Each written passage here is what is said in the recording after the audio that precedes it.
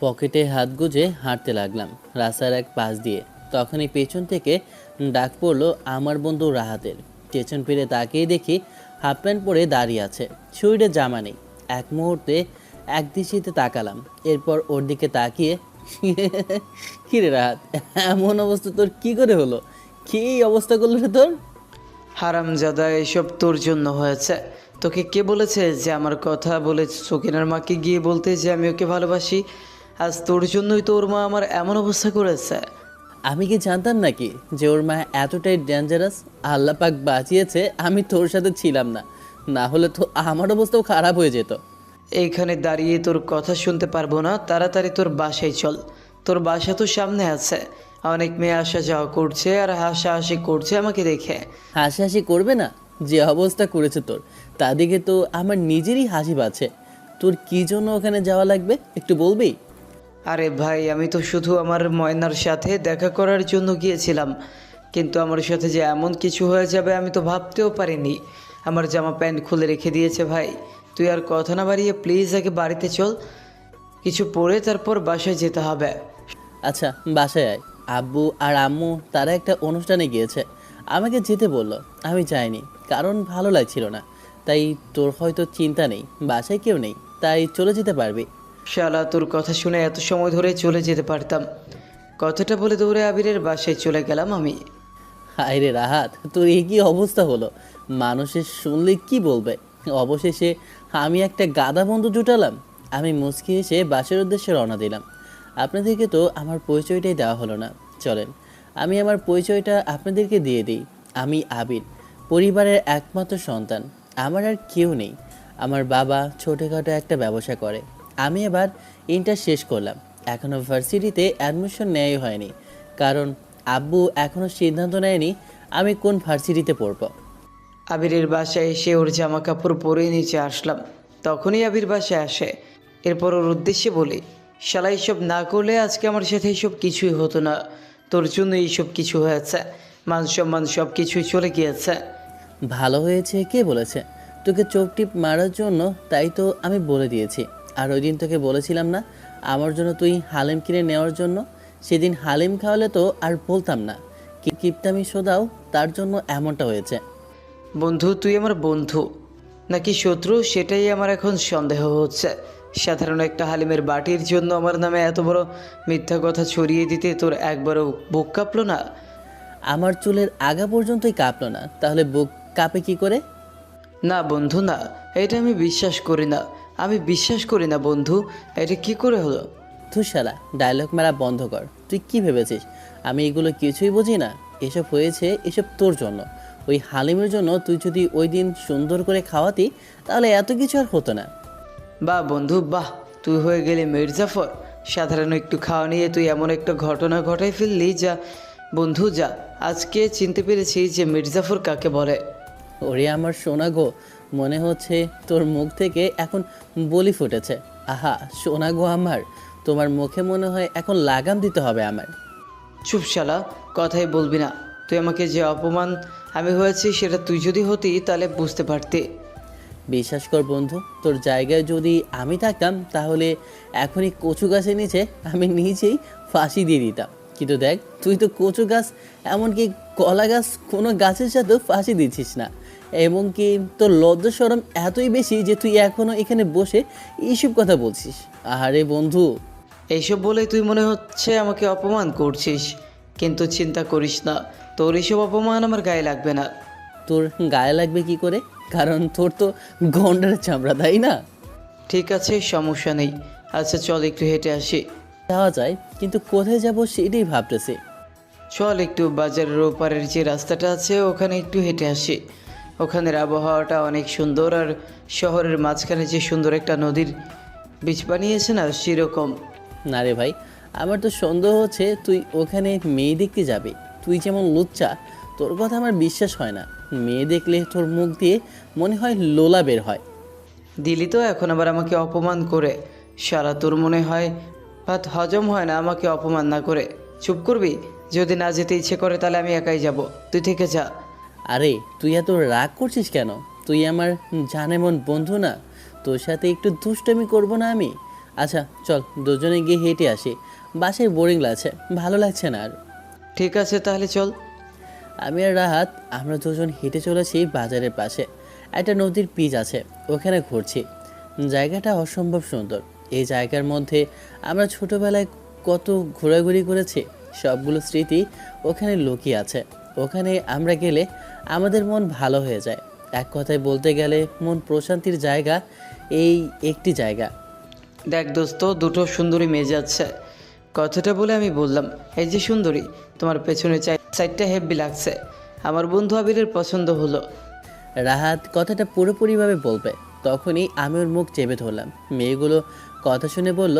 পিছন করে একটা মেয়ে তাকালো। চুলগুলো লম্বা, মুখ থেকে চুলগুলো সরাতেই চেহারাটা দেখে আমি তো ফিদা, কারণ অপরূপ সুন্দরী আমাদের সামনে দাঁড়িয়ে আছে, বলতে গেলে একটু দূরে। আমি তো মেয়েটার দিকে হা করে তাকিয়ে রইলাম। এত সুন্দরী মেয়ে জীবনে মনে হয় দেখিনি। মনে হলো বয়সে হয়তো বা আমার থেকে বড় হবে। পাশের মেয়েটা দেখতে অসম্ভব সুন্দর, কিন্তু ওই পাশেরটার দিকে দেখলাম তাকিয়ে আছে আবির। আমার তো বেঁচে থেকে তখন তো দুজন আমাদের সামনে আসে, এসেই মেয়েটার দিকে অবাক দৃষ্টিতে তাকিয়ে আছে। এতটা সুন্দরী মেয়ে কি করে হতে পারে, এত মায়াবী চেহারা। মেয়েটার সামনে আসে। এই বেদব ছেলে, রাস্তাঘাটে মেয়ে দেখলে কি এভাবে অসভ্যতামি করতে ইচ্ছে করে?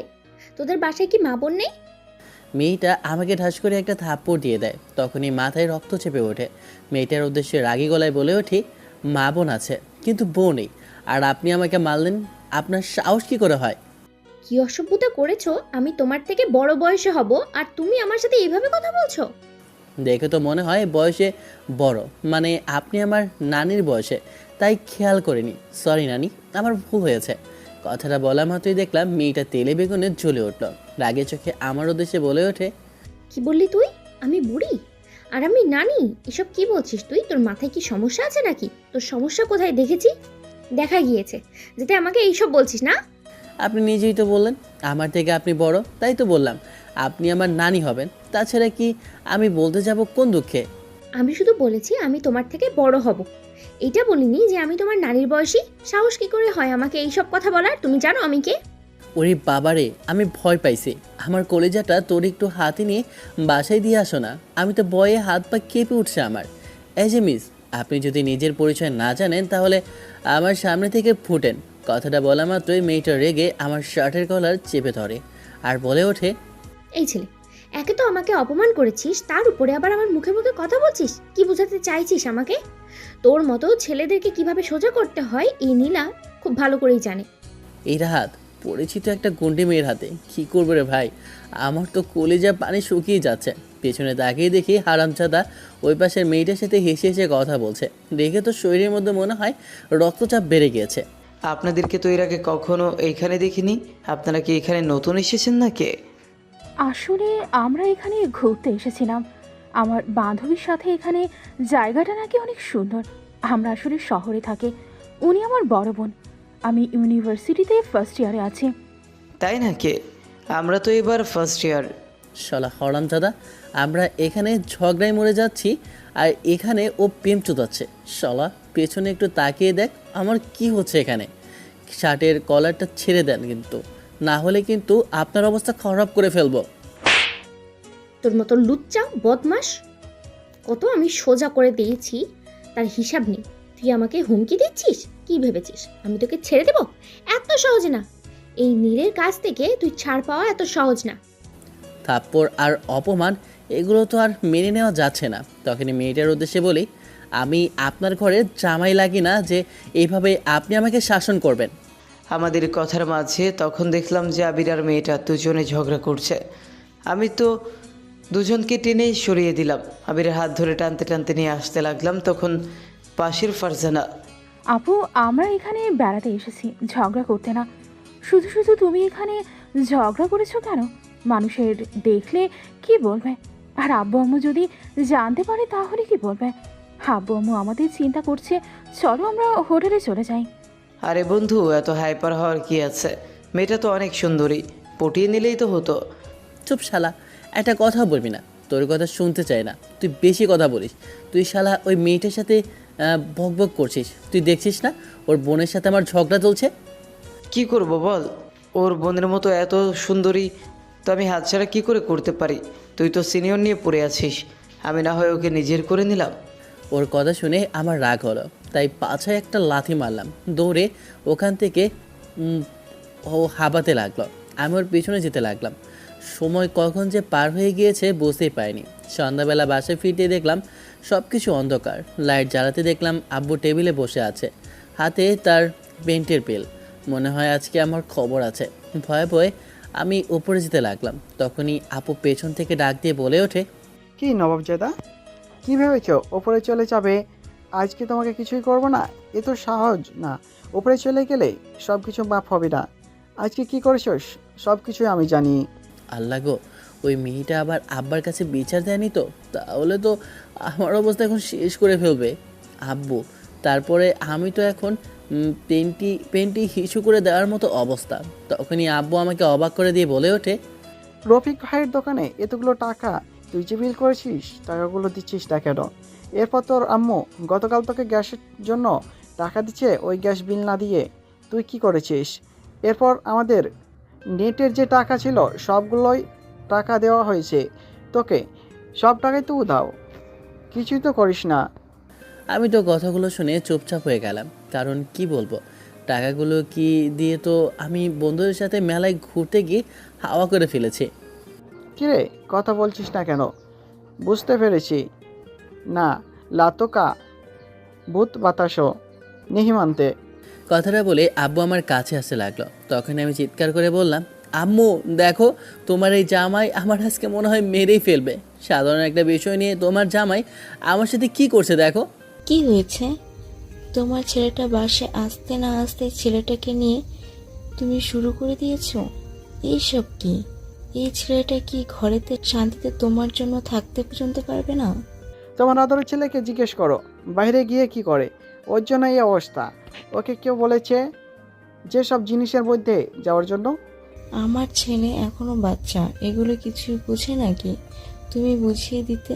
তার মানে এই না তুমি আমার ছেলের সাথে এমন কিছু করবে।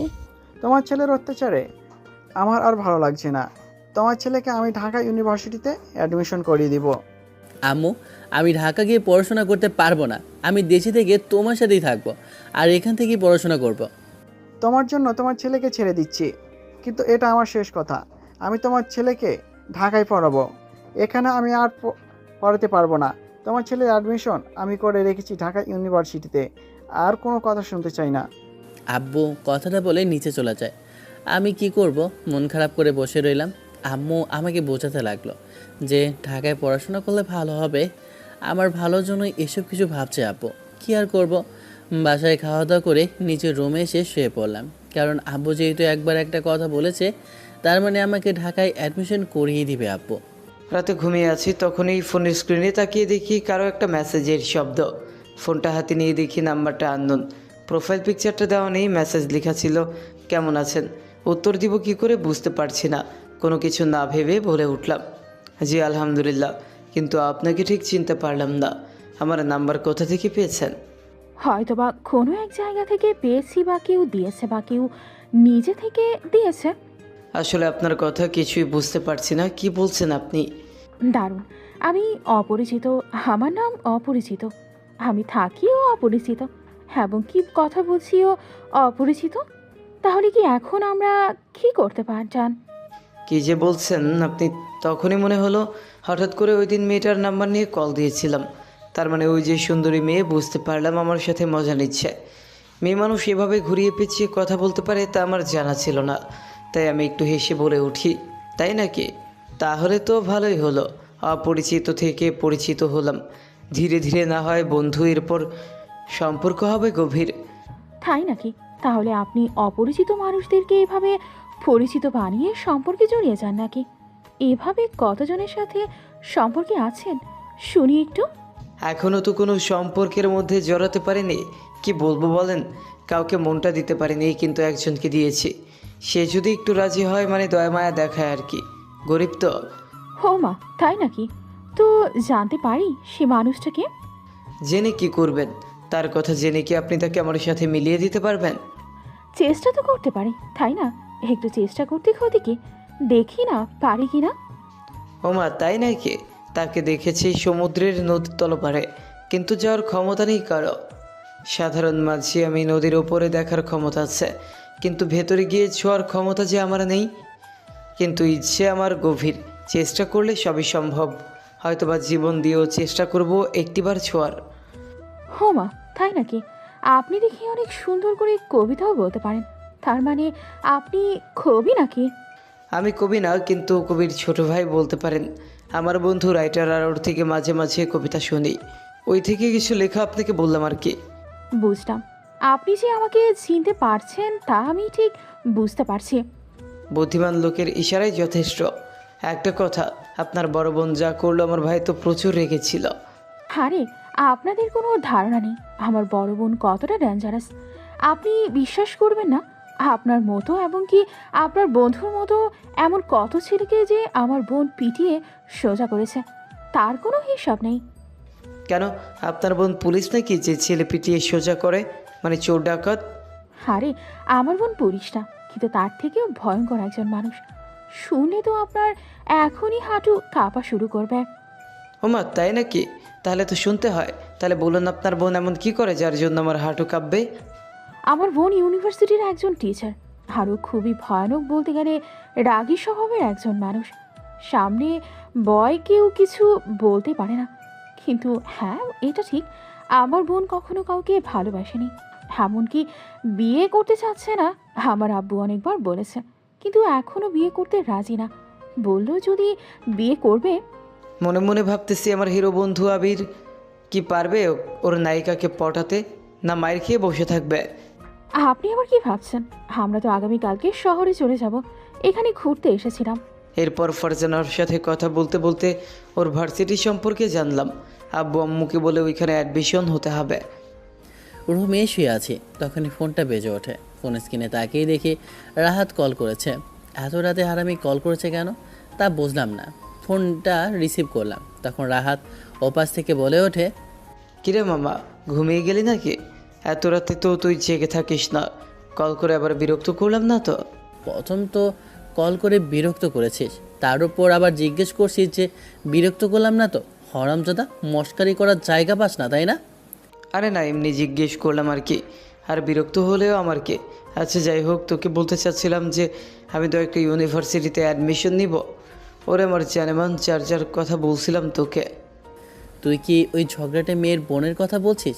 তুই আর ভালো হলি না। শেষমেশ ওখানে কেন যাবি, আমার শ্বশুর বাড়িতে? বন্ধু কি বলবো, প্রেমে পড়ে গিয়েছে তাই যেতে হবে। আর আমাকে আঙ্কেল বলেছে তুই আগামীকালকে শহরে চলে যাবি। তোকে নাকি শহরের একটা ভার্সিটি অ্যাডমিশন করিয়ে দিবে। চান্দু, তুমিও আমার সাথে যাবে আর আমরাও একসাথেই হোস্টেলে থাকবো, এটা আব্বু বলে দিয়েছে। তোমার প্যারা নিতে হবে না। আরে বন্ধু, প্যারা নিচ্ছি না, বরঞ্চ খুশি হচ্ছে। আর তোর জন্য আফসোস লাগছে। মানে তোর কথা আমি কিছুই বুঝলাম না, একটু সুন্দর করে বলতো বাপ। আরে আমার জান পাখিটা যে ভার্সিটিতে থাকে, আমাদেরকে সেই ভার্সিটিতে অ্যাডমিশন করিয়ে দিবে আঙ্কেল। আমাকে বললো, দেখলাম দুইটা নামই সেম। শালা, তুমি তো দেখি একদিনে দুই পাখি মারতে যাচ্ছ। ঠিক আছে, দেখা যাক কত দূর যায়। হারামজাদা, আগে থেকে নজর দিবি না, নালে কিন্তু তোর নজর ভালো না। আমি ভালোই জানি, খবর আছে কিন্তু। এখন কিন্তু বাসায় গিয়ে মারব। রাহাতের সাথে কথা বলে কলটা কেটে দিয়ে এরপর ঘুমিয়ে পড়ি। আবির, ঘুম থেকে ওঠ বাবা, সকাল হয়ে গেছে। তোকে এখন যে ঢাকা যাওয়ার উদ্দেশ্যে রওনা দিতে হবে। রেডি হয়ে নে, তোর মা সব কিছু গুছিয়ে রেখেছে। তোকে এখনই ভর্তি করিয়ে দিয়ে আসবো। রাহাত এসে বসে রইল আমাদের বাসায়। ওর বাবা যেতে পারবে না, অসুস্থ, তাই আমাকে নিয়ে যেতে হবে।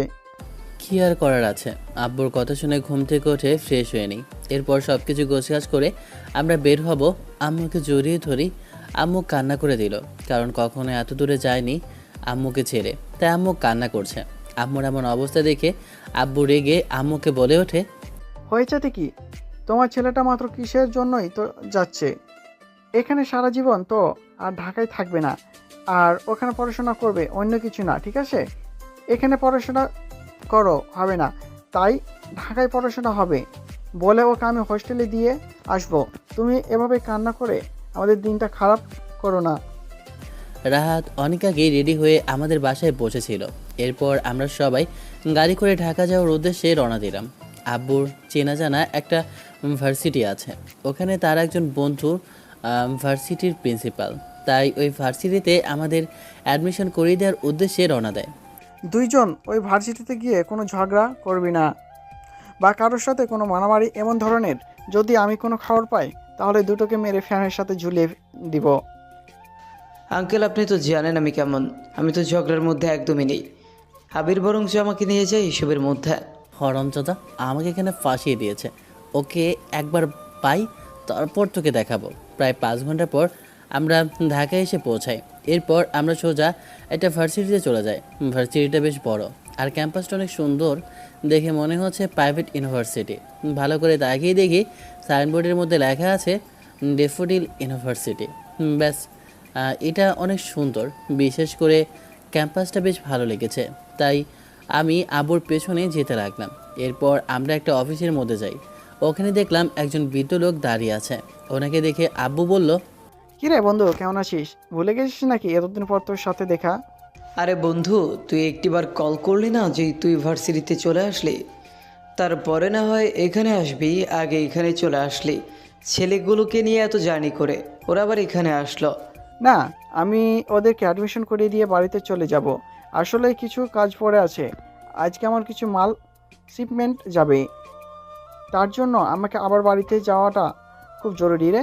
তার জন্য এখানে চলে এসেছি, একদম তোর কাছে, কাজটা শেষ করেই চলে যাব। সেটা কেমন কথা বলছিস তুই? আজকে আসছিস আবার চলে যাবে? এখনো বাড়িতেও যাসনি? আর তোর ছেলেগুলো আজকে থেকে আমার বাড়িতেই থাকবে? না, ওখানে থেকে পড়াশোনা হবে না, তাই আমি ভাবছি ওদেরকে হোস্টেলের মধ্যেই রাখতে হবে, কারণ বাড়িতে থেকে পড়াশোনাটা করাটা মনে হয় উচিত বলে হবে না। এসব কি বলছিস তুই? আর তোর ছেলে আর আমার ছেলের মধ্যে কোনো পার্থক্য আছে নাকি? তোর ছেলে বাইরে থাকবে না এটা তো মেনে নিতে পারছি না, ও আমার বাসাতেই থাকবে। রে গাদারাম, তুই এখানে দাঁড়িয়ে আছিস, আঙ্কেলের পা ধরে সালাম কর।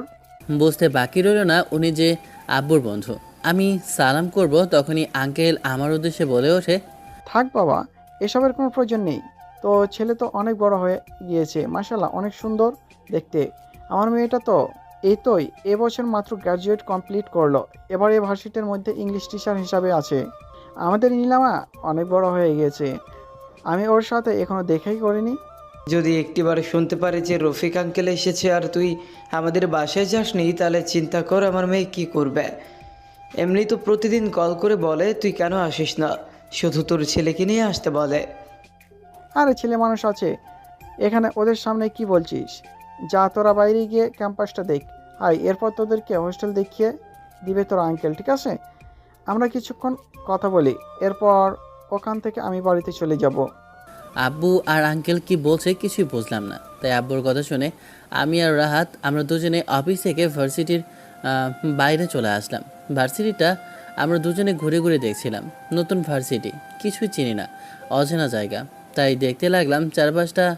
আব্বুর কথা অনুযায়ী মনে হয় আমাকে আঙ্কেলের বাসায় থাকতে হবে, আর রাহাতকে মনে হয় হোস্টেলে ব্যবস্থা করে দেবে। আরে আমরা তো অনেক আগেই সিদ্ধান্ত করেছি তোর ছেলের সাথে আমার মেয়ের বিয়ে দিয়ে দিব, কিন্তু তুই তো ছেলেটাকে কিছু জানাস না মনে হয়। পাগল হয়েছিস নাকি? ওকে সব জানালে কি করবে? আর তুই এখন এসব নিয়ে মাথা ঘামাচ্ছিস কেন? যখন হবে তখন দেখা যাবে, এখন ও এখনো ছোট আছে, আর তোর মেয়ে তো ওর থেকে প্রায় 3 বছরের বড়, তাই এসব এখন এত সহজে হবে না। পড়াশোনাটাও শেষ করুক তারপরে। তুই যাই বলিস না কেন, আমার জামাই কিন্তু আমাদের বাসায় থাকবে, তোর কথা আমি কিন্তু শুনবো না। আরে বাবা ছেলেটা তো এখন তোর, তুই যা ইচ্ছে তাই কর। আমি এখন আর কিছু জানি না, বাড়িতে যাব, আমার দায়িত্ব ছিল, পালন করেছি, এখন আমি তোর কাছে উঠিয়ে দিয়েছি। তুই এবার ওকে মানুষ কর, গাধা পিটিয়ে যদি মানুষ করতে পারিস কর। চারপাশটা ঘুরে দিয়েছে, শুধু সুন্দরী মেয়ে দেখে যেন পানটা জড়িয়ে গেল। আহা, কতগুলো যে মেয়ে পটাতে পারবো, এর থেকে শান্তি আর কি মনে হয়। আমি আর রাহাত আমরা দুজন এসব দেখছিলাম। আব্বু পেছন থেকে ডাক দিয়ে বলে ওঠে, আবির আর রাহাত, আমি চলে যাচ্ছি, ঠিক আছে? কোনো কিছুর সমস্যা হলে অবশ্যই তোমার আঙ্কেলকে বলবে, উনি সব কিছু করে দিবে। রাহাত তুমি হোস্টেলে থাকবে, আর আবির মনে হয় তোমাকে ছাড়বে না। তোমার আঙ্কেল ওদের বাসায় থাকতে হবে, আমি কথা বলেছি, আর আমি এখন যাচ্ছি। আব্বু কথাটা বলে আমার হাতে কিছু টাকা দিয়ে ওখান থেকে চলে যায়। আমি আর রাহাত আমরা দুজন ক্যাম্পাসে হাঁটতে লাগলাম। তখন রাহাতের উদ্দেশ্যে বলি, ওই যে দেখা যাচ্ছে একটা মেয়ে, চিনলাম মনে হয় না তো, ভালো করে তাকিয়ে দেখতো। আবিরের কথায় পেছন ঘুরে তাকিয়ে দেখি যে সেই মেয়েটা। দেখে যেন মনের ভেতরে একটা প্রশান্তি জেগে উঠল। দৌড়ে ফারজানার কাছে যেতে লাগলাম। শালা মাইয়া পায়া নিজের বন্ধুকেই ভুলে গেলি, চা হারামজাদা, তোর সাথে কোনো কথাই নেই। ঘরের দিকে তাকিয়ে দেখি প্রায় 12টা বাজে। আস্তে আস্তে করে দেখলাম সব ভার্সিটির যত ছেলে মেয়ে আছে সবাই ক্যাম্পাস থেকে নিজেদের ক্লাসে প্রবেশ করছে। আমাদের আজকে প্রথম দিন, কিন্তু এখন মাত্র অ্যাডমিশন হলো। ক্লাস কোথায় তাও জানি না। আজকে আমাদের ক্লাস হবে কি হবে না তাও বলতে পারছি না। ক্যাম্পাসটা ঘুরে ঘুরে দেখছি, যেহেতু নতুন এইসব ভেবে আমি ক্যাম্পাসটা দেখছিলাম। তখনই কোথা থেকে একটা মেয়ে দৌড়ে আসে আর আমার সাথে ধাক্কা লাগে। মেয়েটা ঠাস করে পড়ে যায় আমার উপর। মেয়েটাকে দেখে তো আমি একদৃষ্টিতে মেয়েটার দিকে তাকিয়ে আছি। কি অপরূপ সুন্দরী মেয়েটা, মেয়েটার দিকে যেন চোখ ফেরানোই যাচ্ছে না। তখনই মেয়েটা আমার ওপর থেকে উঠেই, অসভ্য বদমাস ছেলে, মেয়ে মানুষ কখনো দেখিসনি নাকি? এক মিনিট দাঁড়া, তোকে তো চেনা চেনা লাগছে। তুই তো সেই ছেলেটা ওই দিনের যেদিন গ্রামে গিয়েছিলাম, তোর সাথে আমার প্রথম দেখা হয়েছিল। বদমাইশ ছেলে, তুই আমার পিছু করতে করতেই ঢাকা পর্যন্ত চলে এসেছিস। ভালো করে মেয়েটার দিকে তাকিয়ে দেখি ওই ফর্সা করা সেই মেয়েটা রূপবতী গুণবতী কিনা যায় না, ঝগড়া আছে তার ঠিকই জানি। এই দেখুন, আপনি কাকে বদমাইশ বলছেন? আর আমি আপনার পিছু করতে যাব কেন? আপনি কোন দেশে রাজকন্যা যে আপনার পিছু করতে যাব? আপনার তো একদম পেতনির মতো লাগে। কি বললি বদমাস ছেলে? আমাকে পেতনির মতো লাগে মানে? তোর বউ পেতনি, 14 গোষ্ঠী পেতনি, আমাকে পেতনি বললি মানে? শয়তান খাচ্চর বেড়া একটা। আপনার মতো খাচ্চর বদমাইশ আর বাদরের বউ কখনো দেখিনি।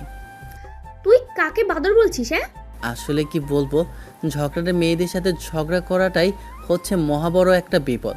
ওরা আসলে বউ কার দেখতে হবে না, বাদরের, এরপর হচ্ছে কি হনুমানের। আমার শরীরটা এখন রেগে ফুলে যাচ্ছে। এত অপমান কখনো আমাকে কেউ করেনি। এখন মনে হচ্ছে ছেলেটাকে একদম ধরে গলার টিপে মেরে ফেলি। আমার কথা শুনে মেয়েটার ফর্সা মুখ একদম লাল হয়ে গিয়েছে। মেয়েটা যখন আমাকে মারার জন্য তেড়ে আসে তখনই দেখলাম প্রিন্সিপাল স্যার নিজের রুম থেকে বের হচ্ছে। ওনাকে দেখে মেয়েটা আমার কাছে আসলো না, ওখান থেকে সোজা হনহন করে কেটে গেল। আজকে প্রিন্সিপাল স্যারের জন্য না তুই বেঁচে গিয়েছিস, তা না হলে তোর কি হাল হতো তুই নিজেও জানিস না। তুই এই নীরা চৌধুরীকে কি বললি? বাদরের বউ? তোর খবর আছে, শয়তান ফাজিল বিল্লি একটা। তখনই পেছন থেকে কেউ একজন ডাক দিয়ে বলে ওঠে, আবির চলো আমার সাথে, বাসায় চলো। রাহাতকে ওর হোস্টেল দেখিয়ে দেওয়ার জন্য একটা ছেলেকে বলেছি, ওর জন্য চিন্তা করা লাগবে না। আঙ্কেলের কথা শুনে ওনার সাথে ওনার গাড়িতে উঠে বসি। এরপর উনি আমাকে তার বাড়িতে নিয়ে যেতে লাগলো। একটু সময় পর একটা বাড়ির সামনে এসে পৌঁছায়। আঙ্কেলের সাথে বাড়ির ভিতরে প্রবেশ করতেই তখন মাঝবয়সী একজন বৃদ্ধ মহিলা আমাদেরকে দেখে নিচে নেমে আসে। এরপর আমাদের উদ্দেশ্যে বলে ওঠে, ছেলেটা কে? ওনাকে তো এর আগে কখনো দেখিনি। আরে ওকে তুমি চিনতে পারলে না? আরে ও হচ্ছে গিয়ে রফিক ভাইয়ের একমাত্র ছেলে, আমাদের আবির বাবা। ভুলে গেলে তুমি ওকে? আরে তুমি আগে বলবে না এটা আমাদের আবির বাবা? কত বড় হয়ে গেছে আর দেখতে এখন অনেক, মাশাল্লাহ। চলো বাবা, তোমাকে রুম দেখিয়ে দিয়ে খাওয়া দাওয়া করবে। আন্টি আমাকে একটা রুম দেখিয়ে দেয়। রুমটা অনেক সুন্দর করে গোছানো। এরপর আঙ্কেল আর আন্টি আমাকে জোর করে অনেক খাবার খাওয়ালো। পেট ভরে খেয়ে আমি রুমে এসে বিশ্রাম নিতে লাগলাম। এত খাবার খাওয়ালো মনে হচ্ছে আমি তাদের জামাই, আর সবগুলো খাবার আমার পছন্দেরই ছিল। কেমন আছো? তোমাকে হঠাৎ করে এখানে দেখতে পাবো আশা করিনি। ভেবেছিলাম হয়তো খুঁজতে অনেক কষ্ট হবে। আমিও তো বেশ অবাক হচ্ছি তোমাকে হঠাৎ করে এখানে দেখে। তুমি মাত্র বলে আমাকে সারপ্রাইজ দেবে, কিন্তু এভাবে যে আমি নিজেই সারপ্রাইজ হয়ে যাব আশা করিনি। সত্যিই আমাদের মধ্যে কত মিল দেখেছ।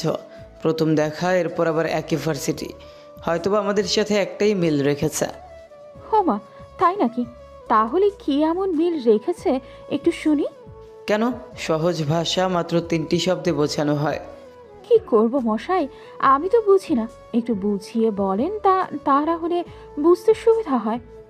ফারজানা যেন বুঝেও না বোঝার ভান করছে। যাই হোক, ওকে কোনো এক সময় প্রপোজ করব, তাই কথা ঘুরিয়ে বলে উঠি। না কিছু না, আপনাদের ভার্সিটিতে এসেছি, আপনাদের নিজেদের এলাকার নিজেদের ভার্সিটির কিছু খাবেন না? ও সরি, আমি ভুলেই গিয়েছি কথা বলতে বলতে। আচ্ছা চলো, ওই সামনে একটা কেপি আছে, ওখানে বসে না হয় কফি খাই? আমি ফারজানার সাথে যেতে লাগলাম, তখন ফারজানা বলে ওঠে, আমি কিন্তু ইউনিভার্সিটির প্রিন্সিপালের মেয়ে, তাই ঠিকভাবে আমাকে কথা বলো না হলে কিন্তু আশেপাশে মানুষ দেখতে চাও, সবাই কিন্তু তোমার নামে কমপ্লেন দেবে। আরে আমি মানুষকে পাত্তা দিই নাকি? কে কী ভাবছে এইসব দেখার? আমার সামনেই যদি ভয় পেতে হয়, আমি সেই মানুষটা ভয় পাওয়া আমার মধ্যে শোভা পায় না। হোমা, তাই নাকি? আপনার তো দেখি অনেক সাহস মশাই। সাহসটা আমার বরাবরই বেশি। ফারজানা এত সময় ধরে খেয়াল করলাম না, ও একটা নীল জামা পরে এসেছে। ওকে যেন নীল পরীর মতো লাগছে, যেন মনে হচ্ছে একটা পরী আমার সামনে বসে কফি খাচ্ছে। তখনই মনে হলো প্রিন্সিপালের কথা। প্রিন্সিপাল তো আবিরের বাবার বন্ধু। তখন ওর উদ্দেশ্যে বলে উঠি, আচ্ছা তুমি কি রফিক সাহেবকে চেনো? হ্যাঁ, চিনব না কেন? উনি তো আমার বাবার ছোটবেলার বন্ধু। এক কথায় বলতে গেলে তারা দুজন অনেক ভালো বন্ধু। অনেকবার তো রফিক আঙ্কেল আমাদের বাসায় এসেছে।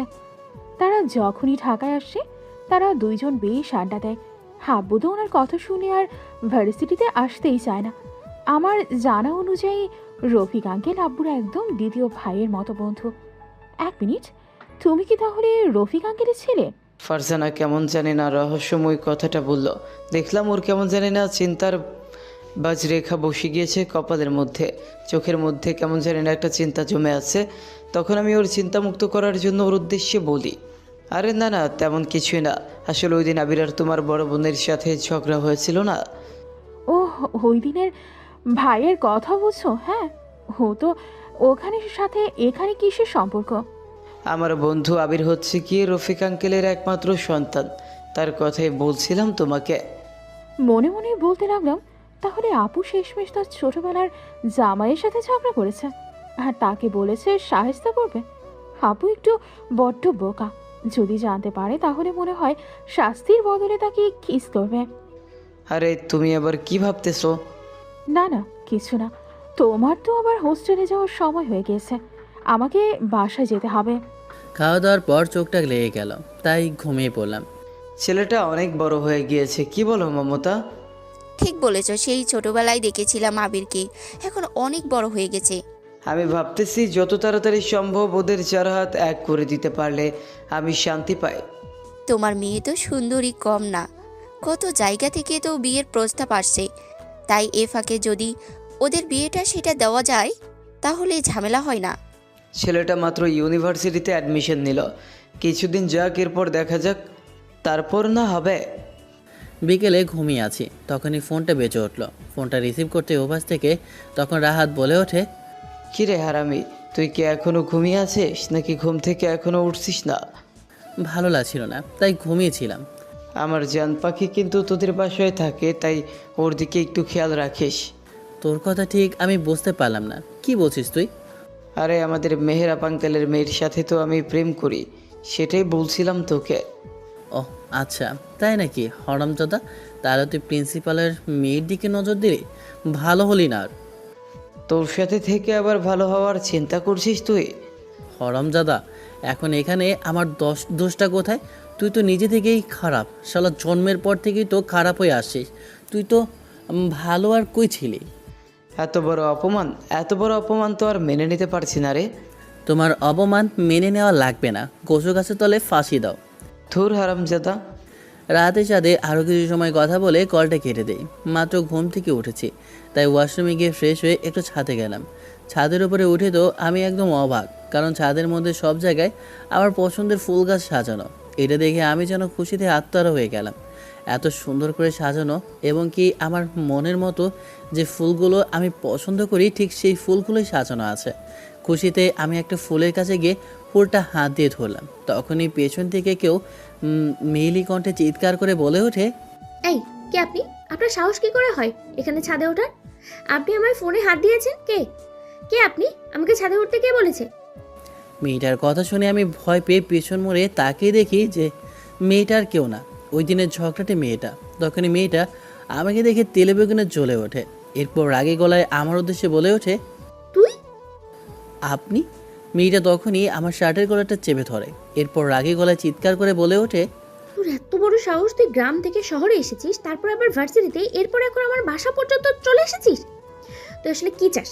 এখানে কি জন্য এসেছিস? তোর মতলবটা কি? তোর মতো ছেলেকে চেনা আছে আমি।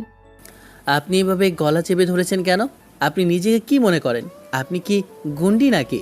আর এটা আমার আঙ্কেলের বাসা। আমি এখানে আসবো না না আসবো তা আপনাকে বলতে বাধ্য নই। আপনি আমার কলার ছাড়েন। আমার পাশে এসেছো, তারপরে আমার উপরেই, আমার মুখের উপরে কথা বলো? সাহস কি করে হয় তোমার? এত সাহস কোথায় পেয়েছো? একটা ছেলে তোমার আবার মুখে মুখে কথা বলো? এই যে নিজেকে বড় দাবি করছেন, আপনি নিজেই একটা পিচ্ছি। পিচ্ছিদের মতো কথা বলেন। কি? তোর তো সাহস কম না? আমাকে পিচ্চি বলিস? তুই আমার থেকে বয়সের ছোট, আর তুই আমাকে পিচ্চি বলছিস? আমাদের ঝগড়ার মধ্যে তখনই দেখলাম আঙ্কেল আন্টি চলে আসে। কি হয়েছে? এইভাবে এখানে ঝগড়া কিসের? বাবা বাসায় চোর ঢুকেছে, তোমরা কি কোথাও দেখতেও পাও না যে বাসাতে গিয়ে এসেছে, কে যাচ্ছে? দারোয়ান কোথায়? আজকে ও চাকরি আমি ছাঁটাই করব, ওকে বাসা থেকে বের করব। আরে করছিস কি? আবিরের শার্টের কলার ধরে রেখেছিস কেন? আর চোর কাকে বলছিস? আবির মানে? তোমাদের কথা তো কিছু বুঝলাম না। ও বাসায় না বলে ঢুকেছে, আমার ছাদে এসেছে, ও সাহস কি করে হয়? তখনই আঙ্কেল শয়তান মেয়েটার হাত থেকে আমার হাতটা ছাড়িয়ে দেয়। এরপর বলে ওঠে, ওর শার্টের কলারটা এভাবে চেপে ধরলি কেন? কি তুই চিনতে পারলি না? আব্বুর কথা শুনে অবাক হয়ে আব্বুর দিকে তাকিয়ে রইলাম। তখন আব্বু আবারও বলে ওঠে, আরে এটা তো রফিক আঙ্কেলের ছেলে আবির, তুই ওকে ভুলে গেলি? কথাটা শুনে আমি যেন হাঁ হয়ে রইলাম, কারণ আমার সামনে দাঁড়িয়ে আছে আবির, আর আমি ওর সাথে এমন করলাম। আসলে ও অনেকটা দুষ্টু হয়ে গিয়েছে। আবার গলাটা চেপে ধরলাম আর বলে উঠলাম, তুই আগে বলিসনি কেন যে তুই ওই রফিক আঙ্কেলের ছেলে আবির? আপনি আমাকে কিছু বলতে দিয়েছেন নাকি? সেই শুরু থেকে আমাকে মেরেই যাচ্ছেন। গালে হাত দিয়ে বললাম। দেখলাম নীলাপুর মুখ লজ্জায় লাল হয়ে গিয়েছে। ওনাকে দেখলে তো এখন যেন লজ্জাবতী লাগছে। আব্বু আম্মু আমার এমন অবস্থা দেখে তারা হাসতে হাসতেই মিলিয়ে গেল। কি বলবো কিছুই বুঝে উঠতে পারছি না, লজ্জায় দাঁড়িয়ে রইলাম। তখন আমি ভাবলাম যে আমি তো করছিনি, ওর আমি কেন লজ্জা পাবো? তাই ওর উদ্দেশ্যে বলি, সরি, আমি বুঝতে পারিনি। না ঠিক আছে, সমস্যা নেই। আসলে আমারই ভুল হয়েছে ওই দিন। আপনার সাথে এইভাবে আমার এমনটা করা উচিত হয়নি। কথার মধ্যে তখনই হঠাৎ করে আবার রেগে যায়। রেগে গিয়ে শার্টের কলারটা চেপে ধরে। এরপর রাগী গলায় আবার বলে ওঠে, এভাবে কয়টা মেয়ের সাথে করেছিস ঠিকভাবে বল? আর তোর গার্লফ্রেন্ড কয়টা রেখেছিস? সত্যি করে বল, না হলে কিন্তু এখানে মেরে তোকে পুঁতে ফেলবো। আর আপনি কি? তুই আমাকে তুমি করে বলবে আর নীলা বলে ডাকবে। যদি না ডাকো তাহলে কিন্তু এখনই ছাদ থেকে ফেলে দেবো। ওর এমন হঠাৎ করে ভয়ঙ্কর রূপ দেখে আমি তো আরও বেশি ভয় পেয়ে উঠলাম। আমি কখনো আশা করিনি যে নীলা আপু এতটা রাগী হবে। আর আমি শুনেছি উনি একটু রাগী, কিন্তু এতটা রাগী কখনো ভাবিনি। আমার যেন গলা শুকিয়ে গেল। আমি ভয়ে ভয়ে বললাম, সত্যি আমি কোনো মেয়ের সাথে কথা বলি না, কারোর সাথে এমন কিছুই হয়নি। আর আমি ঠিক আছে, আমি তুমি করে বলবো। প্লিজ আমার শার্টের কলারটা ছাড়ো, আমার খুব ভয় লাগছে। ঠিক আছে, এবারের মতো ছেড়ে দিলাম। আর হ্যাঁ, আমি আর যদি দ্বিতীয়বার কোনো মেয়ের সাথে দেখি বা কারোর সাথে কথা বলতে দেখি তাহলে তোমার খবর আছে। এখন যাও, সুন্দর করে নিচে গিয়ে খাওয়া দাওয়া করে শুয়ে পড়ো। বাপরে বাপ, যেরকম একটা মেয়ে! আমি তো ভয়ে আধমরা হয়ে গেলাম। আমি নিচে আসতেই আঙ্কেল আন্টি আমাকে খাবার বেড়ে দেয়। আমি খাবার খেয়ে উপরের রুমে শুয়ে পড়লাম, কারণ আগামীকালকে আবার ভার্সিটি আছে। আবার পেয়েছি যা, এটা কত বড় হয়ে গেছে। ওকে এখন যেন এক প্রিন্সের মতো লাগে, তামিল সিনেমার নায়কের থেকে কম না। ওকে এত ভালো লাগে কেন? সকালবেলা ঘুমিয়ে আছি, ঘুমটা ভেঙে যায় কারণ চুলের পানি চোখে পড়তে। তখনই দেখলাম নীলা আমার ড্রেসিং টেবিলে সামনে এসে আমারই সামনে চুলগুলো ঠিক করছে, আর চুলের পানিগুলো আমার চোখে পড়ছে। মনে হচ্ছে পেছন থেকে জড়িয়ে ধরি। নীলা পেছন ঘুরে তাকানোর আগে ঘুমানোর ভান ধরি। তখন নীলা কাছে এসে আমার উদ্দেশ্যে বলে ওঠে, ঘুমের ভান ধরে শুয়ে থেকে লাভ নেই, তাড়াতাড়ি ঘুম থেকে ওঠো, আমাদের এখনই ভার্সিটিতে যেতে হবে। আমি ঘুম ঘুম চোখে নীলার দিকে তাকাতে আমি যেন নীলার প্রতি ক্রাশ খেলাম। নীলাকে যেন আজকে অপরূপ সুন্দর লাগছে। সূর্যের কিরণ ওর মুখে পড়তেই সৌন্দর্যর আবির্গণ বেড়ে গিয়েছে। আমি যেন অপলক চোখে ওর দিকে তাকিয়ে আছি। ওর এই মিষ্টি মুখটা আমার কাছে এতটা ভালো লাগছে যে বলে বোঝাতে পারবো না। কি হলো, মাথা মোটা নাকি? এভাবে ড্যাব ড্যাব করে তাকিয়ে কি দেখছো? তাড়াতাড়ি রেডি হও, আমি এখনই গেলাম। শয়তানটা তাকিয়ে থাকলো আমার। জানি না মনের ভিতরে কেমন যেন তোলপাড় হয়ে গেল। পাগল একটা, এভাবে কেউ তাকায় নাকি? ঘুম থেকে উঠে আমি রেডি হলাম ভার্সিটি যাওয়ার জন্য। রেডি হয়ে নিচে আসি, দেখলাম নীলা আমার দিকে তাকিয়ে আছে। তখন নীলা রাগী গলায় আমার উদ্দেশ্যে বলে ওঠে, এত সুন্দর করে তোমাকে সেজে গুজে বের হতে কে বলেছে? সব মেয়েরা তোমার দিকে তাকিয়ে থাকবে, তাই না? কোথায় সুন্দর করে সেজে আসলাম? কই, আমি যেমন তেমনই তো আছি, শুধু আজকে নতুন শার্টটা নিয়েছি, এটাই পরেছি। কই, আমি তো দেখছি সব কিছু ঠিকঠাকই আছে। আর তুমি এভাবে বলছো কেন? মেয়েরা আমার দিকে তাকাবেই বা কেন? আমি আবিরের চুলগুলো এলোমেলো করে দিই। এভাবেই ঠিক আছে, আর কখনো সেজে গুজে যাওয়ার কোনো প্রয়োজন নেই। আমি বুঝি না ভাবতেছো? এভাবে সুন্দরভাবে স্টাইলিশভাবে যাবে আর মেয়েরা তোমার দিকে শুধু তাকিয়ে থাকবে? তাকালে কি হবে? মেয়েরা আমার দিকে তাকাতেই পারে। আর আমি তো এখনো সিঙ্গেল, আমারও তো ইচ্ছা করে একটা মেয়ের সাথে প্রেম করার। একদম চুপ! বললাম না, প্রেমের কথা একটিবার যদি বলিস তাহলে কিন্তু থাপড়ে তোর দাঁত সবগুলো ফেলে দেবো। কি এমন বললাম যার জন্য আমাকে থাপ্পড় মারলো? আর আমি প্রেম করলে ওর কি এমন করছে কেন? আমাকে বইয়ের মতো শাসন করা, ওর এমন করার কারণ কিছুই তো বুঝতে পারছি না। কি হলো, এভাবে তাকিয়ে আছো কেন? চলো তাড়াতাড়ি। কি আর করার, আমি নীলাপুর সাথে যেতে লাগলাম। রোডে এসে তখন নীলাপু বলে ওঠে, আমরা এখন থেকে শুধু রিক্সায় করে যাব, গাড়িতে যাব না, বুঝতে পেরেছো? আমি যেন বাধ্য ছেলের মতো নীলাপুর সব কথা মেনে চলছি। একটু সময় পর একটা রিক্সা আসে। তখনই রিক্সায় নীলাপু আর আমি দুজনেই উঠে বসি। ইচ্ছে করে আমি আর ও যাচ্ছি কি এমন একটা রোমান্টিক ফিলিং হচ্ছে, বলে বোঝাতে পারবো না। আমার কাছে বেশ ভালোই লাগছে। আমি শুধু বারবার ওর দিকে তাকাচ্ছি, কিন্তু শালা একটা আনরোম্যান্টিক আমার কাছে আসেও না। ধমক দিয়ে বলে উঠি, কি হলো, এত দূরে দূরে বসে আছো কেন? আচ্ছা শো। নীলাপুর আর আমি ওনার কাছে চলে আসি, পাশাপাশি বসে পড়ি। ওনার হাতের সাথে আমার হাত লেগে যায়। তখনই দেখলাম নীলাপু অবাধ চুলগুলো আমার মুখের সামনে এসে পড়তে লাগলো। আমার চুলগুলো আমার মুখের সামনে থেকে সরিয়ে দিতে লাগলাম। অন্যরকম একটা ফিলিংস লাগলো। আমি তো নীলাপুর প্রেমে পড়ে গেলাম। মনে হচ্ছে নীলাপুকে ছাড়া আর বাঁচবো না। সিনিয়র মেয়ের প্রতি এতটা ভালোবাসা আমার যে জেগে যাবে কখনো আশাই করিনি। কিছুক্ষণ পর আমরা ভার্সিটির সামনে এসে পৌঁছালাম। আমি আর আবি দুইজনই ভার্সিটি থেকে নামতে দেখলাম মেয়েরা কিভাবেই ওর দিকে তাকিয়ে আছে। মনে হচ্ছে ওদের চোখ দুটো এখনই একদম অন্ধকার করে দিই। কখনো ছেলে দেখেনি নাকি আমার জানের দিকে এইভাবে নজর দিতে হবে? কিছুক্ষণ পর ভার্সিটির সামনে এসে পৌঁছালাম। সামনে আসতেই দেখলাম অনেকগুলো মেয়ে আমার দিকে তাকিয়ে আছে। আমি আশেপাশে তাকিয়ে দেখি, না, আমার দিকে তাকিয়ে আছে কী রে ভাই? এভাবে তাকানোর কি আছে? এমনিতেও নীলাপু যে পরিমাণ রেগে আছে, এসব দেখলে তো কখন যে আমাকে জুতো পেটা করে আল্লাহ জানে। তখনই দেখলাম নীলাপু রেগে আছে। আমি কি করব? তাই ভিতরে ভিতরে দিলাম, তো পেছন থেকে দেখতেছি নীলাপু বলছে, পালিয়ে আমার থেকে যাবি কোথায়? তোর সাথে আবার আমার দেখা হবে, কথাটা বলি ভার্সিটির ভিতরে প্রবেশ করি। আল্লাহ বাঁচাইছে। এগুলো ভাবতে ভাবতে আমি পেছন করে তাকাতে তাকাতে ভিতরে ঢুকছিলাম। তখনই কারোর সাথে ধাক্কা লাগে, কেউ আমার উপরে পড়ে যায়। সামনে একটা ছেলের সাথে ধাক্কা লাগে, আমি ছেলেটার ওপর পড়ে যাই। ছেলেটার দিকে তাকাতেই যেন আমার চোখ দুটো ছেলেটার চেহারার দিকে ডুবে যায়, কারণ ছেলেটা খুবই মায়াবী। আর প্রথম দেখায় আমি প্রেমে পড়ে গেলাম, এক কথায় ক্রাশ খেলাম। সকালবেলা মনে হয় ঘুম থেকে উঠে থাপ্পড় খেতে হবে। আমি লাফ দিয়ে উঠে মেয়েটার উদ্দেশ্যে বলে উঠি, আসলে আই এম সরি, আমি খেয়াল করিনি, আমি আসলেই দুঃখিত। বুঝতে পারিনি আপনি হঠাৎ করে কোথা থেকে চলে এসেছেন, আমি খেয়ালই করিনি। না না, ঠিক আছে, সমস্যা নেই। আমি নিজে একটু তাড়াহুড়ো করে আসছিলাম তো, তাই হয়তো বা ভুলবশত ধাক্কা লেগে গিয়েছে। কিন্তু আপনাকে তো এই ভার্সিটিতে এর আগে দেখিনি আমি। মেয়েটার কথা শুনে অবাক হলাম, কারণ এই সময় অন্য কেউ হলে তো দু চারটা থাপ্পড় আমার গালে লেগে যেত। কিন্তু মেয়েটা কিছুই বললো না, বরঞ্চ হাসি মুখে জিজ্ঞেস করলো।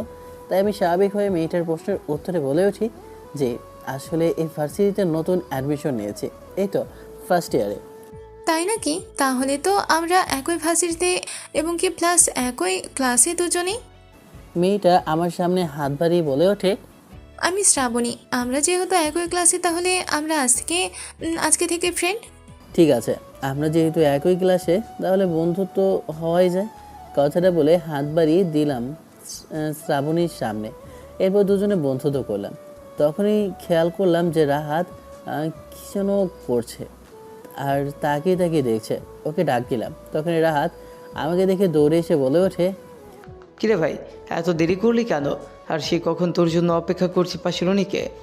রাহাতের সাথে পরিচয় করে দিলাম শ্রাবণী।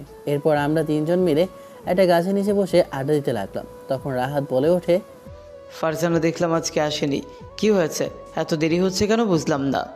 সকালে দেখলাম আন্টি অনেক ডাকাডাকি করছে, ও ঘুমিয়ে আছে।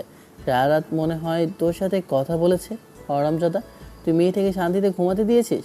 সারা রাত তো কথাই বলেছিস। নয়া প্রেমের স্বাদ লেগেছে বন্ধু, তাই তো এমনটা হয়েছে। কি করব বল? আর সত্যি বলতে ওকে আমার প্রপোজ করে দিতে ইচ্ছে করছে। আমাদের কথার মাঝে তখনই শ্রাবণী আমাদের দুজনের উদ্দেশ্যে বলে ওঠে, রাহাত, আমি তোমাকে একটা সাজেশন দিতে পারি, সেটা হচ্ছে গিয়ে তুমি আর দেরি করো না। যদি দেরি করো তাহলে অন্য কেউ নিয়ে যাবে। আর তাই আমার কথা হচ্ছে, আজকে যখন ফারজানা ভার্সিটিতে আসবে তুমি ওকে প্রপোজ করে দিবে, কারণ পরে আবার করতে পারো কি না পারো। ঠিক বলেছেন, আমি তাই করব। কারণ আমি চাই না ওকে হারাতে। কারণ ওকে আমি মন প্রাণ দিয়ে ভালোবেসে ফেলেছি। ওকে হারিয়ে ফেলা মানে আমার মৃত্যুকে নিয়ে যাওয়া। বাহ ভাই, তোর ভালোবাসা দেখে নিজেই কেঁদে দিলাম। আমাদের কথার মাঝে তখন শ্রাবণী আমার উদ্দেশ্যে বলে ওঠে, আচ্ছা আবির, তোমার কি গার্লফ্রেন্ড নেই? ওকে, তোমার ওই বন্ধুর যদি গার্লফ্রেন্ড থাকে তাহলে তোমার অবশ্যই আছে, তাই না? শ্রাবণীর কথা শুনে হেসে উঠলাম। আমি কিছু বলার আগে রাহাত বলে ওঠে, আরে না, আমার এই বন্ধু কারোর সাথে কথা বলে না, কোনো মেয়ের সাথে কথা বলে না। তুমি প্রথম যে একজনের সাথে বন্ধুত্ব করেছে, তাও কেন করেছে জানি না। ওর তো কোনো মেয়ের সাথে কথা বলতে চায় না। প্রেম তো দূরের কথা। আরে তেমন বিষয় না, ও নিজেই বানিয়ে বানিয়ে বলছে। আসলে এসব আমার দ্বারা সম্ভব না। আমার কেমন জানি না লজ্জা লাগে মেয়েদের সামনে কথা বলতে। তাহলে তো কোনো সমস্যাই নেই, আমার রাস্তা ক্লিয়ার। ওই এগোনটা থাকা তো অনেক ভালো। আমাকে কি কিছু বললে তুমি? না না, কিছু বলিনি। ওই ওই এটা বলছিলাম যে মেয়েদের সাথে কথা না বলাই ভালো। ক্লাস করানোর উদ্দেশ্যে ক্লাসের ভিতরে যাচ্ছি, তখনই দেখলাম আবির একটা মেয়ের সাথে হেসে হেসে কথা বলছে। মেয়েটিকে দেখার পর শরীরের মধ্যে যেন 100 ভোল্টের কারেন্ট জ্বলে উঠল। রক্তের চাপে মাথাটা প্রচণ্ড পরিমাণের গরম হয়ে গেল। মনে হচ্ছে আবিরকে 2টা থাপ্পড় দিয়ে মেয়েটাকে জুতাপেটা করে আমার ভালোবাসার দিকে নজর দিচ্ছে বলে। ওর সাহস কী করে হয় আমার ভালোবাসার দিকে নজর দেওয়ার? আর ওর এত বড় সাহস মেয়েদের সাথে হেসে হেসে কথা বলে। ওকে তো আমি দেখাচ্ছি। আমরা তিনজন হেসে হেসে কথা বলছি, প্রায় অনেক সময় হয়ে গিয়েছে। তাই ওদের উদ্দেশ্যে বলে উঠি, ক্লাসের সময় হয়ে গিয়েছে, চলো আগে ক্লাসে যাই। কথাটা বলে আমরা তিনজন ক্লাসে যাই। কিছুক্ষণের মধ্যেই দেখলাম যে শ্রাবণী আমার পাশে এসে বসলো। আমি কি বলবো কিছুই বুঝতে পারছি না। ও আমার গা ঘেঁষে বসছে। ও এমন ব্যবহার আমাকে অবাক করেছে। তোমার কারোর সাথে কথা না বললেই ভালো লাগবে। আরে আবির, এমন করছো কেন? পাশাপাশি বস না। আর আমার কাছে ভালো লাগে না, তুমি ওন পাশে বসলে কেমন জানি ভালো লাগে। তাই তোমার পাশে এসে বসেছি। তখন পেছন থেকে খোঁচা মেরে রাহাত ভরে ওঠে। ভাই চালিয়ে যা, মেয়েটা কিন্তু হেব্বি সুন্দরী। পুরো ভার্সিটিতে এত সুন্দরী মেয়ে আমি কখনো দেখিনি। আর দেখ, তোকে পাত্তা দিচ্ছে, তুই নিজেই মেয়েটাকে পাত্তা দিচ্ছিস না। ভাই তুই চুপ করবি? একটু তোর মুখটা একটু বন্ধ কর, না হলে মুখ সেলাই করে দিব আমি। হ্যাঁ বন্ধু, আমার মুখ না হয় বন্ধ করবি। সবার মুখ কি করে বন্ধ করবি? একটু বল। বন্ধু আমার রোমিও হয়ে গিয়েছে, এখন প্রেমে হাবুডুবু খায়। আমি তখনই দেখলাম ক্লাসের ভিতর একজন মেয়ে প্রবেশ করছে। মেয়েটা শাড়ি পরা। মেয়েটার দিকে তাকাতে আমি ক্রাশ খেলাম, কারণ সুন্দরী মেয়ে নীল শাড়ি পরে ক্লাসের ভিতরে প্রবেশ করেছে। মেয়েটাকে ভালোভাবে এখনও দেখিনি। ভালোভাবে দেখা মাত্রই আত্মাটা কেঁপে উঠল, কারণ আমাদের ক্লাসের ভিতরে আর কেউ নেই, নীলা আপু। হ্যালো স্টুডেন্টস, আমি তোমাদের শেষ ক্লাসটা নিতাম, কিন্তু এখন থেকে প্রথম ক্লাসটা আমি নিব। তোমাদের 2টো ক্লাস আমিই করাই, তাই তোমরা মনোযোগ দিয়ে সব পড়তে বসো। মানে নীলা আপু হচ্ছে এই ভার্সিটির ম্যাডাম? আমি তো শুনি গলাটা শুকিয়ে গেল। আপু এখানে ভার্সিটিতে যদি থাকে তাহলে আমার কি অবস্থা হবে আল্লাহ জানে। আমি ভাবতেই পারিনি নীলা আপু আমাদের ক্লাসের ম্যাডাম হবে। এখন আমাকে কি করবে আপু আল্লাহ জানে। এই ছেলে, দাঁড়াও। এখানে বসে মেয়েদের সাথে কি করো? হ্যাঁ, এখানে কি আসো প্রেম করার জন্য? যা ভয় পেয়েছিলাম তাই হয়েছে। নীলা আপু আমার দিকে রাগী গলায় বলে ওঠে কথাটা। নীলা আপুর চোখ কেমন জানি না রাগে লাল হয়ে গিয়েছে। নীলা আপু এখন যেন কথা বলে মুখ থেকে আগুন বের হবে, একদম ডাইনোসরের মতো। তোমাদের মতো ছেলেরা আসে এসব করার জন্য। তারা আসে মেয়েদের সাথে একটু পুষ্টি করবে, তারপরে পড়াশোনা না করে মেয়েদেরকে নিয়ে পালিয়ে যাবে। তোমাদের মতো ছেলেদের আমার জানা আছে। তোমাদের মতো ছেলেদের জন্য আজকে দেশের এই অবস্থা। এখনই আমার ক্লাস থেকে বের হয়ে যাও। আর কখনো যদি তোমাকে দেখি কোনো মেয়ের পাশে, তাহলে ইউনিভার্সিটি থেকে তোমাকে আমি টিসি দিয়ে দেবো। ম্যাডাম, ওর কোনো দোষ নেই, আমি নিজেই ওর পাশে এসে বসেছিলাম। আমরা আর সবাই তো বসে, আমি ভেবেছিলাম কিছু হবে না, আপনি এভাবে ওকে বোকা দিবেন না। চুপ কর, তোমাকে বলেছি তুমি তো এখানে পুরাতন, অত নতুন নতুন অ্যাডমিশন নিয়েছে। আর হ্যাঁ, তোমাকে যেন ওর পাশে আমি দ্বিতীয়বার আর না দেখি, বুঝতে পেরেছো? তুমি সামনে এসে বসো আর তুমি ক্লাস থেকে বের হয়ে যাও। ম্যাডাম, আমার জন্য যেহেতু এসব হয়েছে, তাই আমি নিজেই ওর সাথে বের হয়ে যাচ্ছি। স্টপ শ্রাবণী, তোমাকে কি আমি বলেছি এখান থেকে বের হয়ে যেতে? তুমি এখানে থাকো, ওর নিজে ক্লাস থেকে বের হয়ে যাবে আর সোজা ওখান থেকে বাসায় যাবে। আর ও জানে না গেলে কি হবে।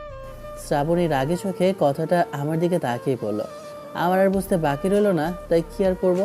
আমি ভয়ে ভয়ে ভার্সিটি থেকে বের হয়ে মেন গেটের সামনে দাঁড়িয়ে আছি, কারণ ক্লাস শেষ করে বললো নীলাপুকে যেন সাথে করে বাসায় নিয়ে যায়, তাই দাঁড়িয়ে আছি। তখনই পেছন থেকে চেনা জানা একটা ডাক আসে। দেখলাম শ্রাবণী কাছে আসে। কাছে এসেই আমার উদ্দেশ্যে বলে ওঠে, সরি আবির, আমার জন্য তোমাকে ম্যাডাম ক্লাস থেকে বের করে দিল। আমি জানতাম না ম্যাডাম এমন করবে, কিন্তু উনি কোনো রকম এমন ছিল না। আজকে কেন এমন হলো বুঝতে পারছি না। কোনো ছেলে প্রেম করলে বা কারোর সাথে কথা বললে উনি কিছু বলতো না। আমি এসব পছন্দ করতো, আর যদি ভালোবাসা সঠিক হতো, কিন্তু এমনটা কেন করলো আজকে? তো খুবই প্রশ্ন একটা কথা। তখনই দেখলাম নীলা ভার্সিটি থেকে মেন গেটের দিকে আসে, তাই তাড়াতাড়ি করে শ্রাবণীকে বললাম, আচ্ছা তুমি বাসায় যাও, ম্যাডাম আসে, দেখতে পেলে আবার বকাবকি করবে। তখনই শ্রাবণী বলে ওঠে, ঠিক আছে যাচ্ছি, তো আগে তুমি তোমার নাম্বারটা দাও, আর আমি তারপর চলে যাচ্ছি। মেয়েটা নাছর বান্দা, তাই আর কি করার, নিজের নাম্বারটা দিলাম, ও চলে যায়। কিছুক্ষণ পরে দেখলাম পেছন ঘুরে তাকিয়ে যে নীলা আপু দাঁড়িয়ে আছে আর রেগে বলছে। তখনই, তোকে কতবার বারণ করেছি মেয়েদের সাথে কথা বলতে, কখনো আমার কথা শুনিসনি। আসলে বলে না, কুত্তার লেজ কখনো সোজা হবে না। তোকে যত না মেরে মেরে আমি কিবা বানাচ্ছি, ততক্ষণ তুই আর সোজা হবি না। কথাটা বলে নীলা আপু আমাকে ঘুষি মারতে লাগলো। কিরে বাবা, মেয়েটার গায়ে জোর আছে, আপু লাগছে তো গায়ে। আবার তুই আপু বললি? কথাটা বলে আরো কিল ঘুষি মারতে লাগলাম। কিছুক্ষণ পর হাঁপিয়ে যাওয়ার পর হাতটা ধরে একটা রিক্সা করে বাসার উদ্দেশ্যে রওনা দিলাম। নীলাপুর এমন কাণ্ড কারখানা দেখে মনে হয় একটা বাচ্চা মুখ করছে। পর এসব দেখে মাঝে মাঝে আমার নিজেরও হাসি পায়। আসলে আপনি যাকে ভালোবাসেন তার সব কিছুই আপনি মেনে নিতে বাধ্য হবেন, তার সব দিক ভালো খারাপ সব কিছুই। আমার কিছুই ভালো লাগছে না, না খেয়েই শুয়ে আছি। তখন আব্বু রুমে এসে বলে ওঠে, কিরে মা, কি হয়েছে? মন খারাপ করে বসে রইলি কেন? এখন তো আবির চলে আসছে, তাহলে এবার মন খারাপ করছিস কেন? আব্বু আবির আমার সাথে সবসময় এমন করে কেন? ও বুঝে না আমি ওকে ভালোবাসি, ও এমন করে কেন? আরে পাগলি একটা মেয়ে, ও এখনও তোর চেয়ে 4 বছরের ছোট। কি করে বুঝবে বল? তোদের বিয়ে হলে ঠিক বুঝতে পারবে বউর ভালোবাসা। এখন তো ছোট, তাই বোঝে না। আব্বু কথাটা বলে নিচে চলে যায়। আমি মনে মনে ভাবছি, পিচ্ছি একটা ছেলে, তাই না সুযোগ দিলে 3-4টা বাচ্চা পয়দা করে ফেলবে। হ্যাঁ, ওকে তোমরা পিচ্ছি বলছো, ওকে আমি জানি না, ওকে আমি হাড়ে হাড়ে চিনি। রাতে আমরা সবাই খেতে বসলাম। তখনই দেখলাম যে খেতে বসার সময় দেখলাম ফারজানা আমাকে শুধু ইশারা দিয়ে বলে তার আপুর কথা। আমি ভয়ে চুপসে গেলাম। তখনই দেখলাম আমাকে অবাক করে দিয়ে নীলা আপু আমার পায়ে খোঁচা মারছে আর মিটমিট করে হাসে। এটার কারণ কিছুই বুঝলাম না। আমি খাওয়া দাওয়া করে রুমে এসে শুয়ে পড়লাম। আবিরকে কি প্রপোজ করে ফেলবো? আমি আমার ভালোবাসা জানিয়ে দেব, যে ওকে বলবো যে আমি ওকে কত কাল থেকে ভালোবাসি, সে ছোটবেলা থেকে ভালোবাসি। বলবো? না, লজ্জা লাগছে, বলবো না। ওকে বোকা নাকি, নিজে বলতে পারে না? সকালবেলা ঘুম থেকে উঠে রেডি হয়ে ভার্সিটি যাব। তখন দেখলাম একটা লোক অনেকগুলো শাড়ি নিয়ে এসেছে বাড়ির মধ্যে। দেখলাম নীলা, ফারজানা আর আঙ্কেল আন্টি সবাই শাড়ি পছন্দ করছে। আমাকে দেখে তখন নীলা ডাক দিয়ে বলে ওঠে, দেখো তো এখানে কোন শাড়িটা আমাকে ভালো মানাবে, তুমি পছন্দ করে দাও। আমি অবাক হলাম। অন্য কাউকে জিজ্ঞেস না করে আমাকে বলছে। তার বয়ফ্রেন্ডকে তো জিজ্ঞেস করতে পারে, আমাকে বলার কি আছে? মনে মনে খুশি হলাম, কারণ আমার তো নীলাপুর ক্রাশ, তাই নিজের ক্রাশকে পছন্দ করে দিতে কি আর অসুবিধা? আমি একটা নীল রঙের শাড়ি পছন্দ করে দিলাম, এরপর একটা পিঙ্ক কালারের শাড়ি পছন্দ করলাম। এমন 4-5টা শাড়ি নিজের পছন্দের ওকে সিলেক্ট করে আমি ভার্সিটির উদ্দেশ্যে রওনা দিলাম। প্রায় কিছুক্ষণ পর ভার্সিটির সামনে এসে পৌঁছলাম। ভার্সিটিতে এখনও সবাই আসেনি। দেখলাম গেটের সামনে দাঁড়িয়ে আছে শ্রাবণী। আমাকে দেখে আমার দিকে দৌড়ে এসে বলে ওঠে, আবির ভিতরে আসো, তোমার সাথে আমার কিছু কথা আছে বলে হাতটা ধরে আবিরকে ভার্সিটির ক্যাম্পাসের ভিতরে নিয়ে গেলাম। তখনই আবিরের হাত দুটো মুঠি দুটো ধরে বলে উঠি, আবির, আমার পরিবার একটা ছেলেকে পছন্দ করেছে। ও আমাকে বিয়ের জন্য বলেছে, কিন্তু আমি তাদেরকে বলেছি আমি একজনকে ভালোবাসি, আর বিয়ে করলে তাকেই বলবো। তাহলে তো এটা ভালো কথা। তুমি যাকে ভালোবাসো তাহলে তাকে নিয়ে যাও, তাকে নিয়ে গেলেই তো হয়। তোমার পরিবার যদি তাকে মেনে নেয় তাহলে আর কোনো সমস্যাই নেই। আমার পরিবার তাকে মেনে নিবে, সে যেমন অবস্থায় থাকুক না কেন আমার পরিবার আমার ভালোবাসাকে সম্মান করবে। তাহলে তো তোমার পরিবার অনেক ভালো। তাহলে তুমি তোমার ভালোবাসার মানুষটাকে নিয়ে যাচ্ছ না কেন? এখানে কেন বসে রইলে? কিন্তু আমি যাকে ভালোবাসি সে আমাকে ভালোবাসে না কি না তা আমি জানি না। এখন তাকে নিয়ে যাব আমি কি করে? তাকে সে কথা বলতে চাই। তাহলে তুমি তাকে বলছো না কেন তোমার ভালোবাসার কথা? আর সে মানুষটাকে কে যাকে তুমি ভালোবাসো কিন্তু আমি জানি না? আমি একজনকে ভালোবেসে ফেলেছি, বলি যে সে মানুষটাকে তুমি জানো। কী সব বলছো শ্রাবণী? আমি জানি মানে? আমি তাকে কি করে জানবো? তুমি কখনো বলেছো নাকি যে তুমি কাকে ভালোবাসো? যদি বলি আমি তোমাকে ভালোবাসি, কথাটা বলে ওকে আমি জড়িয়ে ধরলাম আর কান্না করে চিৎকার করে বলে দিলাম। হঠাৎ করে শ্রাবণী আমাকে জড়িয়ে ধরে আর নিজের মুখে চিৎকার করে বলে ওঠে, আবিরে, পুরো ক্যাম্পাসের সবাইকে সাক্ষী রেখে বলছি আমি তোমাকে ভালোবাসি। তোমাকে প্রথম দেখায় আমি ভালোবেসে ফেলেছিলাম, তাই তোমাকে বলতে পারা আমার দ্বারা অসম্ভব। আমি তোমাকে ভালোবেসে ফেলেছি। আমি অবাক হয়ে গেলাম শ্রাবণী এমন কাণ্ড কারখানা দেখে। আমি কিছু কি করব কিছুই বুঝতে পারছি না। ভার্সিটির অনেকে আমার দিকে তাকিয়ে আছে যে আমি কি উত্তর দিব। আবিরের পছন্দ করে দেওয়া শাড়ি পরে ভার্সিটির ভিতরে প্রবেশ করে দেখি যে আবিরকে জড়িয়ে ধরে আছে শ্রাবণী নামের সেই মেয়েটা। এটা দেখার পর আমার পায়ের নিচ থেকে মাটি সরে যেতে লাগলো। বুকটা কেঁপেই উঠলো আমার, চোখের কোণে পানি জমে আসলো, যেন আমার চোখের মধ্যেই যেন এখন নদী বয়ে গেল। আমার জন্য হাত পা সব কিছু কাজ করা বন্ধ হয়ে গেল। আমি যেন হেঁটে যাচ্ছি কিন্তু হাঁটার মতো মনে হচ্ছে না। আমার কোনো কিছুই যেন আর মনে হচ্ছে না। আমি হাঁটছি নাকি হাঁটছি না, কোথায় কি করছি কিছুই বুঝে উঠতে পারছি না। শুধু চোখের মধ্যে জল আর অন্ধকার ছাড়া কিছুই দেখছি না। আমি দৌড়ে চলছি, আবার বুকটা শুধু কাঁপতে লাগলো। বুকের ভিতরে কেমন জানি না কেউ হাতুড়ি পিটাচ্ছে এরকম লাগতে লাগলো। যে বুকটা ফেটেই যাচ্ছে যন্ত্রণায়। এতটা কষ্ট আমি কখনো পাইনি। যন্ত্রণা তীব্র শুধু বাড়তে লাগলো। যখনই ওই অংশটা আমি দেখেছি জড়িয়ে ধরেছে আবির কোনো একটা মেয়েকে, এটা দেখার পর আমার যন্ত্রণা আরও দ্বিগুণ বেড়ে যাচ্ছে। এমন হয় আমি জীবন ত্যাগ করে দিচ্ছি পৃথিবী ছেড়ে এক মুহূর্তের জন্য। এরপরেই সব কিছু অন্ধকার। বলো আবির, বলো, কিছু বলো, আমি তোমাকে ভালোবাসি, তুমি কিছু বলো আবির। তখনই খেয়াল করলাম পেছন থেকে যে নীলা আপু এসব দেখছে আর ওনার চোখে পানি। উনি দৌড়ে চলে যাচ্ছে। আমি শ্রাবণীকে ধাক্কা দিয়ে ফেলে দিই। এরপর ওর উদ্দেশ্যে বলে উঠি, শ্রাবণী, এটা কোনোভাবেই সম্ভব না। আমি তোমাকে শুধু বন্ধু হিসেবে দেখি, কোনো ভালোবাসার মানুষ না। আমি একজনকে ভালোবাসি আর তাকে ছাড়া আমি কাউকে ভালোবাসতে পারবো না। তুমি আমাকে ভুলে যাও আর তুমি আমাকে ক্ষমা করে দাও। কথাটা বলে আমি দৌড়ে নীলাকে খুঁজতে লাগলাম। আমি কোথাও ওকে খুঁজে পাচ্ছি না। আমি দৌড়াচ্ছি নীলাকে খোঁজার উদ্দেশ্যে। তখন আমার মনে হলো যে গতকাল রাতের কথা, যখন আমি ঘুমিয়েছিলাম তখন আঙ্কেল এসে আমাকে বলে, আবির বাবা, তুমি কি ঘুমিয়ে গেছো না জেগে আছো? না আঙ্কেল, আমি এখনো ঘুমাইনি। আপনি আসেন না ভিতরে, কি বলবেন বলেন। জানো আবির, আমরা জানি প্রিয় একটা জিনিস আমাদের কত পছন্দের জিনিস। তা যদি অন্য কেউ হাত দিয়ে ধরে, এমনকি কিছু একটা ক্ষতি করতে চায়, তাহলে আমরা সবাই কষ্ট পাই। আর নিজের প্রিয় জিনিসকেও কাউকে দিতে চায় না। আঙ্কেল আমাকে এসব কিছু বলছে কেন? কিছুই তো বুঝলাম না, আর কিছুই বুঝতে পারছি না। তারপরও আঙ্কেলের উদ্দেশ্যে বলে উঠি, আঙ্কেল আপনার কথাটা আমি বুঝতে পারছি না। এইসব বলার কারণটা যদি একটু বলতেন। আচ্ছা, তোমাকে একটা প্রশ্ন করি, নীলা তোমার সাথে কেমন ব্যবহার করে একটু বলবে? মানে আমি একটু জানতে চাই ও তোমার সাথে কি করে। এমন করে কেন? কোনো মেয়ের সাথে কথা বলে উনি রাগ করে, কারোর সাথে বা কেউ যদি আমাকে কিছু বলে বা কারোর দিকে যদি তাকায় তাহলে ভীষণ রাগ করে, ওনার কথা না শুনলে রাগ করে। এমন করে কেন জানি না। ওই যে আবির, তোমাকে একটু আগে বললাম, প্রিয় জিনিসটা যদি কেউ কাউকে দেয় তাহলে তার কেমনটা লাগবে বলো? অবশ্যই খারাপ লাগবে। আঙ্কেল আপনি একটু প্লিজ আমাকে বলেন না যে আসল বিষয়টা কি। আবির, তুমি হয়তো জানো না, তুমি ছোট্ট ছেলে। তোমার বাবা আর আমরা দুজন তোমাদের বিয়ে ঠিক করেছি, কিন্তু তুমি বয়সে 4 বছরের ছোট ছেলে আর নীলা তোমার থেকে বড় ছেলে, তাই ও সব কিছুই বুঝতে পারতো। আর তুমি একমাত্র যে কিনা ওর বুকে এঁকে আসো। তাই তোমাকে বলছি, আমার মেয়েকে কখনো কষ্ট দিও না। আমার মেয়ে তোমাকে অনেক ভালোবাসে। ওকে যদি তুমি কষ্ট দাও, ও বাঁচতে পারবে না। আঙ্কেল কথাটা বলে ওখান থেকে চলে যায়। আমার আর বুঝতে বাকি রইল না এত কিছু করার কাহিনী, কিছু করার পেছনে গল্পটা। তার মানে যে নীলা আপু আমাকে ভালোবাসে আর তার সাথে আমার বিয়ে ঠিক হয়েছে।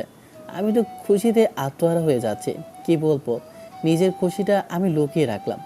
এক দৃষ্টিতে শুধু আবিরের চলে যাওয়ার দিকে তাকিয়ে রইলাম আমি। আমি নীলাকে পাগলের মতো খুঁজতে লাগলাম, ওকে কোথাও খুঁজে পাচ্ছি না। তখনই দেখলাম অনেকগুলো লোক সারি বেঁধে দাঁড়িয়ে আছে। আমি লোকগুলোকে সরিয়ে ভেতরে ঢুকে দেখি নীলা অজ্ঞান হয়ে নিচে পড়ে আছে আর ওর থেকে অনেক ব্লাড বের হচ্ছে।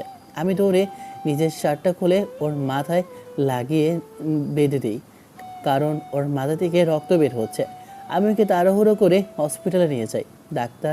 ডাক্তাররা ওকে ইমার্জেন্সি থিয়েটারে নিয়ে যায়। এর মধ্যে আঙ্কেল আর আন্টি, আব্বু আম্মু তারা সবাই হসপিটালে চলে আসে। এসে আঙ্কেল আন্টি আমার কাছে বলে ওঠে, বাবা আবির, আমার মেয়েটার কি হয়েছে? আমার মেয়েটা বাঁচবে তো? আমার মেয়েটার কি হয়েছে? আমার মেয়েটা বাঁচবে তো? আমি কি করব? আমার যা আছে সব কিছু নিয়ে যাক, তারপরে ওরা আমার মেয়েকে বাঁচাক। আমার মেয়েকে বাঁচাতে বললো বাবা।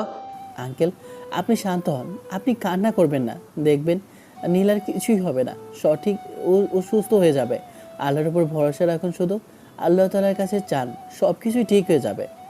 তখন ডাক্তার অপারেশন থেকে বের হয়ে বলে ওঠে যে রক্তের প্রয়োজন। এখনই এই মুহূর্তে রক্ত নেই। আমার গ্রুপের সাথে নীলার রক্ত ম্যাচ হয়ে যায়। ডাক্তার যত রক্তের প্রয়োজন আপনি আমার থেকে নিন, তারপরও আপনি আমার নীলাকে বাঁচিয়ে তুলুন প্লিজ। আমার থেকে প্রায় 3 ব্যাগ রক্ত নেয়, তাই আমি জ্ঞান হারাই।